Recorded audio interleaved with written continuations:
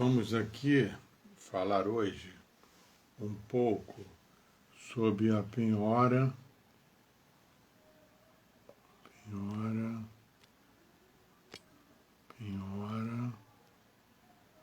e a arrematação do bem imóvel.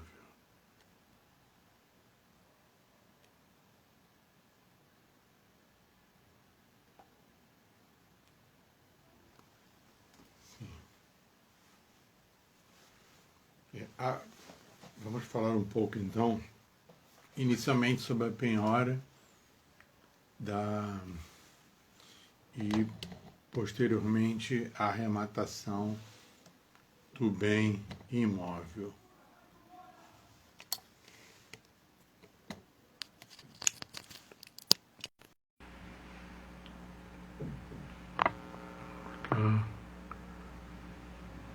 Pois não, doutora? Boa tarde. Fomos aqui falar um pouco, né?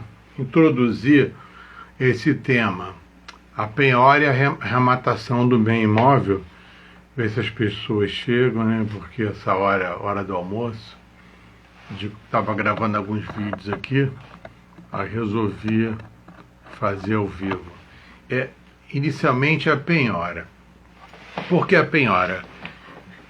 O procedimento é uma marcha adiante, né? Todos sabem, né? Então temos os atos, né? O impulso, né? O oficial e as partes, né? Demandante e demandado impulsionam o processo. Acredito que sim, que eu vou salvar o vídeo, sim. Pois não, doutor? Então, aí vamos iniciar aqui com a penhora. A penhora, é claro que garante. Por quê? No início, né, demandante, demandado, petição inicial, contestação, prosseguindo, chegamos lá, sentença, né, tudo que na causa de pedir, tudo que o demandante inseriu na causa de pedir e aquele efeito desejado. Então, eu tenho lá uma obrigação de pagar, dentre outras, a obrigação de pagar. Pedido procedente, vou realizar a penhora. O que o legislador de 2015 fez? Vocês podem observar que na gradação, né, antes da gradação legal, aliás, o legislador coloca na regra do CPC 2015 os bens que não podem ser penhorados, correto? Ele fez ao contrário. Ele não falou o que pode. Primeiro, o que não pode ser penhorado. Na sequência, o que pode fazer. Os que são impenhoráveis, e então está lá, né? Que é na seção 3, da penhora, do depósito e da avaliação. Observaram? Então está lá. A penhora deve recair sobre tantos bens quanto bastem para o pagamento do principal atualizado, do juro, das custas e dos honorários advocatícios, essas verbas alimentar, né? Não estão sujeitos à execução os bens que a lei considera impenhorável e inalienável. Isso no artigo 832. No artigo 833, ele diz os bens que são impenhoráveis, correto? Então está lá. Os bens inalienáveis, no inciso 1, e os declarados por ato voluntário ou sujeitos à execução. Por exemplo, aqui, num bem imóvel, vocês sabem que nós temos dois, o bem que é impenhorável legal, pela impenhorabilidade do bem de família, e aquele instituído. Então, eu posso ter dois bens imóveis. aquele que é legal e aquele que é instituído por uma escritura pública daquele bem de família. Então eu posso ter dois bens que são impenhoráveis, correto? No raciocínio do legislador 2015 é no sentido de descrever os bens que são impenhoráveis e os bens posteriormente que poderão ser penhorados, né? Correto? Então eu tenho lá, eu não posso penhorar, por exemplo, aqui a pequena propriedade rural, né? Se o STJ já observou, se debruçou e já interpretou esse inciso, que é pequena propriedade rural, desde que a família trabalhe naquela propriedade rural. Ela não pode ser penhorada, correto? E outros, também o STJ decidiu agora, também a questão decidiu não, já é uma regra, né? Mas interpretou que o limite até 40 salários mínimos na poupança, também penhorável, correto? Então, nessa sequência, eu tenho uma série de bens que são impenhoráveis. Isso. Agora, eu tenho lá o dispositivo do artigo 833, parágrafo 1º. A impenhorabilidade não é oponível à execução de dívida relativa ao próprio bem, inclusive aquela contraída para sua aquisição, correto? Desde que esse imóvel seja uma garantia real, correto? Por exemplo, eu tenho lá eu tenho uma promessa de compra e venda, o promissário comprador, né? E os promissários vendedores. Desde que essa promessa de compra e venda esteja sequelada, ou seja, averbada, registrada na matrícula do imóvel, no registro imobiliário, é uma garantia real. Então eu tenho lá o quê? Eu posso penhorar o direito aquisitivo àquela propriedade, correto? Então, o objeto da penhora será os direitos aquisitivos, os que chamam de direito de ação, mas o mais correto é o direito aquisitivo à aquisição daquela propriedade ou aquele domínio, correto? Então, eu tenho lá a penhora dos direitos aquisitivos. Então, lá, como regra, o parágrafo 1º do artigo 833 do CPC diz que o seguinte, de que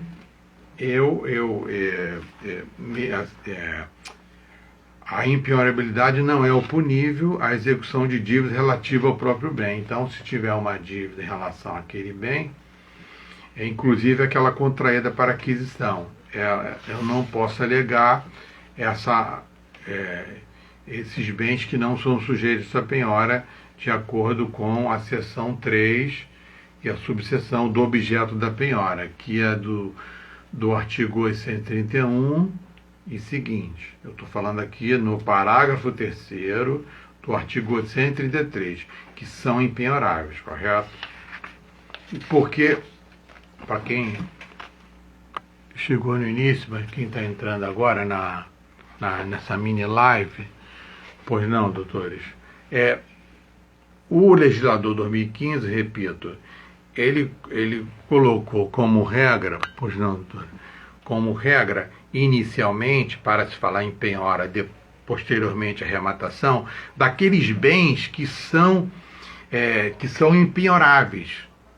Ao contrário, antes daquela gradação legal dos bens que podem ser penhorados.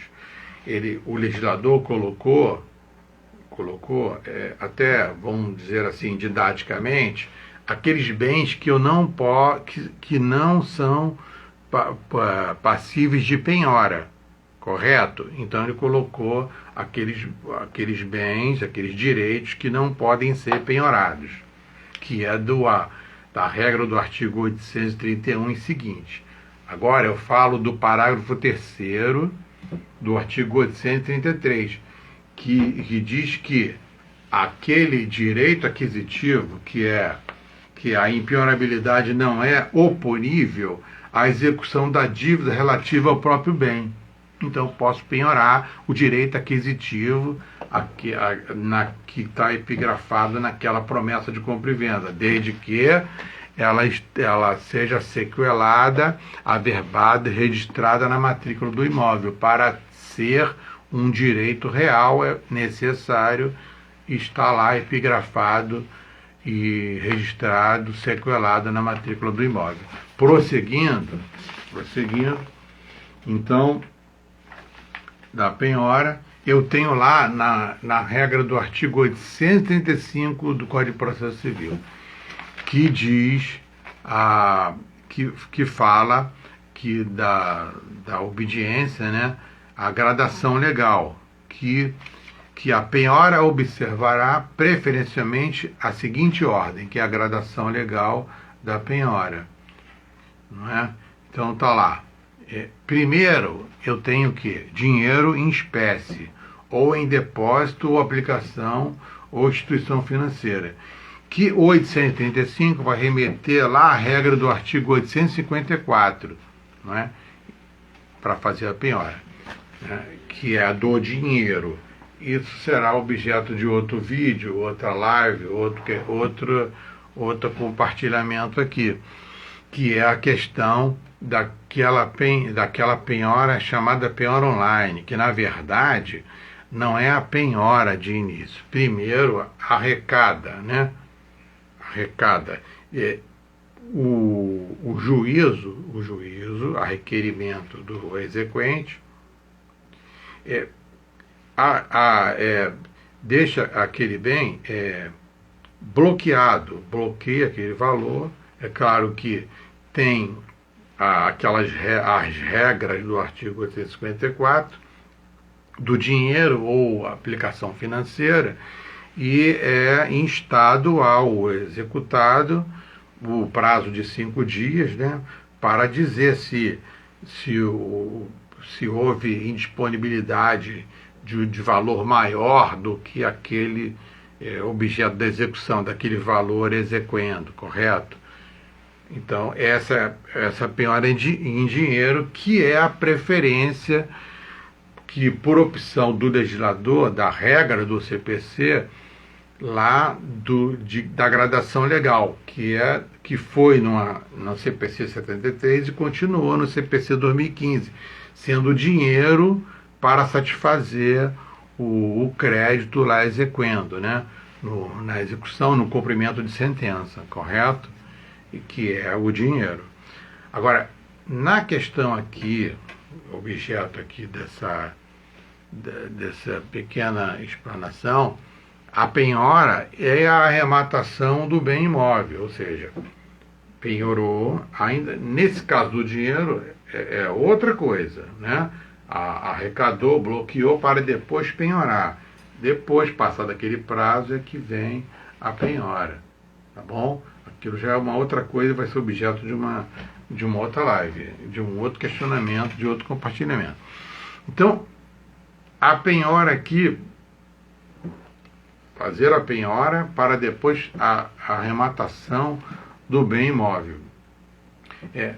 O que é a arrematação? A arrematação, embora o CPC continua falando em leilão, lê-se, quando se tratar de bem imóvel, lê-se arrematação. Quando se falar em bem móvel, um automóvel, por exemplo, se fala em leilão, correto? Correto? Então, lê-se arrematação. O bem imóvel, ele será objeto de arrematação. Terá que ser feito uma praça. O CPC 2015 fala da alienação particular e a judicial. Eu vou me ater aqui à alienação judicial, à arrematação, que é justamente lá na regra do artigo 879 do Código de Processo Civil, que diz da alienação, né? Agora, vocês sabem que bom, feita a penhora do imóvel, correto? Aí vamos lá para a alienação. A alienação, de acordo com a regra do artigo 879 do Código de Processo Civil, inciso 2, tá lá, alienação far-se-á, inciso 2, em leilão judicial, lê-se arrematação judicial, eletrônica ou presencial, de preferência, desculpe aqui a redundância, o pleonasmo, de preferência eletronicamente, correto? Se não puder, presencialmente. O CPC colocou como regra o online, eletronicamente. Se não puder fazer, far-se-á presencialmente. No local, sempre no local onde, na localidade do imóvel, né? Sempre na localidade.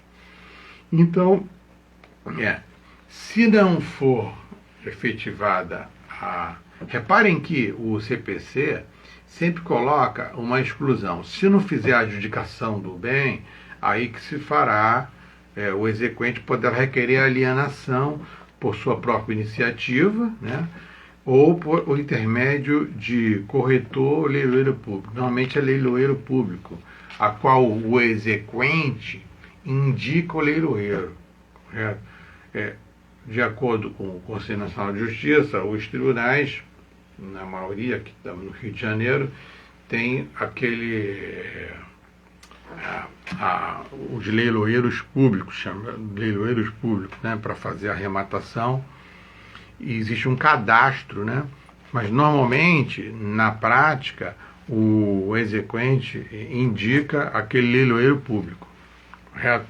Para fazer essa asta, a arrematação. Geralmente é indicado pelo exequente. Credenciado perante ao órgão judicial. O juiz vai fixar o prazo que deve ser efetivado, da forma de publicidade, o preço mínimo. Essa arrematação, normalmente, é realizada, são duas praças, né? Isso, duas praças, primeira e segunda praça. Pô, não, doutor Tiago, prazer tê-los todos aqui. São duas praças. Na primeira praça faz-se a avaliação do bem. Por exemplo, o bem, 300 mil reais. Então, na hora H, vamos aqui no leilão ou eletrônico ou presencial. Não é lance, lance é quando é leilão, e lanço é quando há praça, a arrematação. Então, o CPC fala em leilão, mas lê-se arrematação, bem imóvel. Então, lá encontram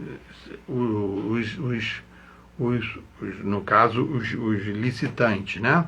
Então, terá os lances de acordo o valor maior que a avaliação. O imóvel foi avaliado em 300 mil reais e os lanços serão ofertados maior que 300 mil. Eu não sei se aqui vocês já foram a uma praça, né?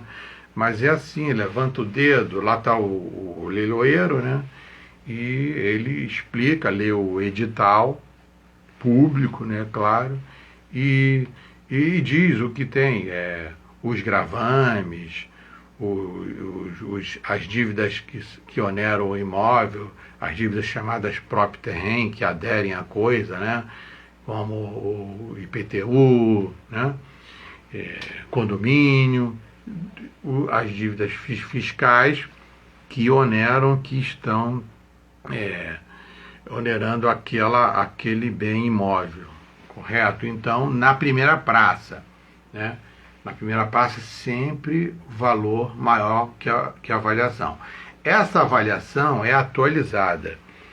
Ela é feita pelo oficial de justiça avaliador, né? Normalmente, o oficial de justiça vai ao local do imóvel, né, avalia. Ou então a avaliação indireta, ele verifica em sites, né, de imobiliárias, do mercado, e vê o valor e elabora aquela avaliação judicial, correto?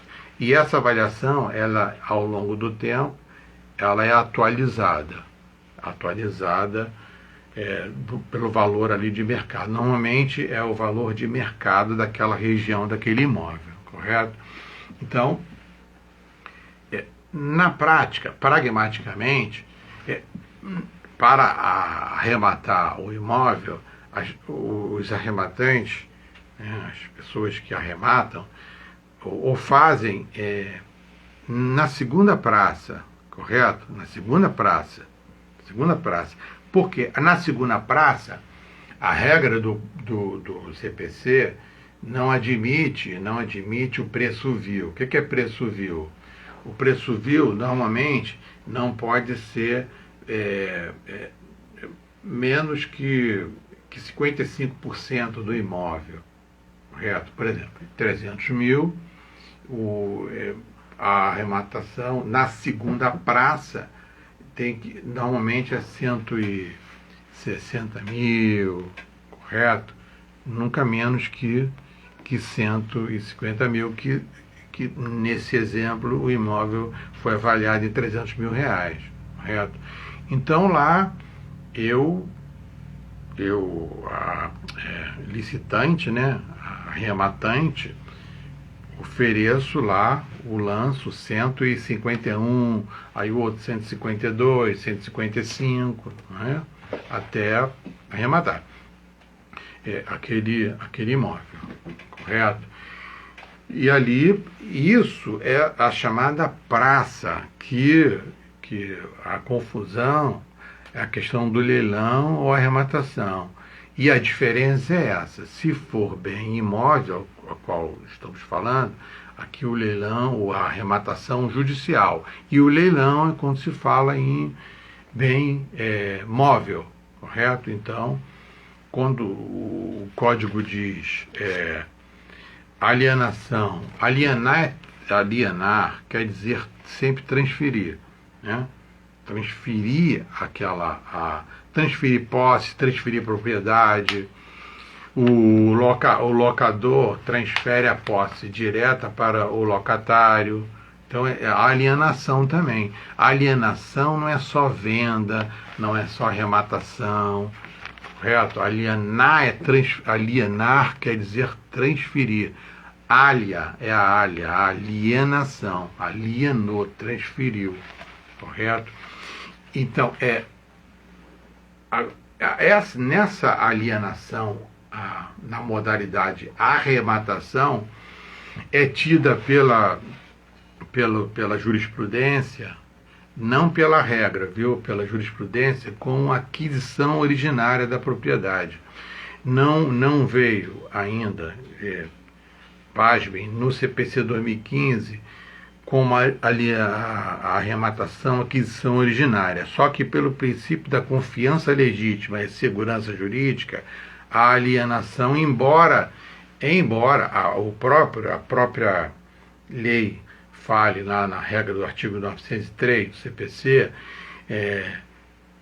se houve a asta pública, quem adquiriu aquele arrematante fez uma aquisição originária da propriedade, mesmo tendo recursos, embargo de terceiros sobre aquela execução, é claro, resguardado o direito de regresso, né? Mas quem arrematou tem a segurança de que foi uma aquisição originária daquela propriedade, correto? Então, esse é o sentido. E o próprio leiloeiro público, né? O nome diz público, publicidade, ele tem a responsabilidade de colocar ou pôr no edital todos os gravames que possuem aquele bem imóvel, correto? Então, en passant, assim, genericamente, chegamos à arrematação daquele bem imóvel, correto? Então, normalmente, por maior segurança, para que se faça essa arrematação, normalmente as dívidas próprio terreno. Então, o que se faz a arrematação, levar à praça o imóvel daquele devedor que deve o próprio condomínio, correto? Porque no auto de arrematação e será expedida o mandado de emissão na posse para aquele a favor do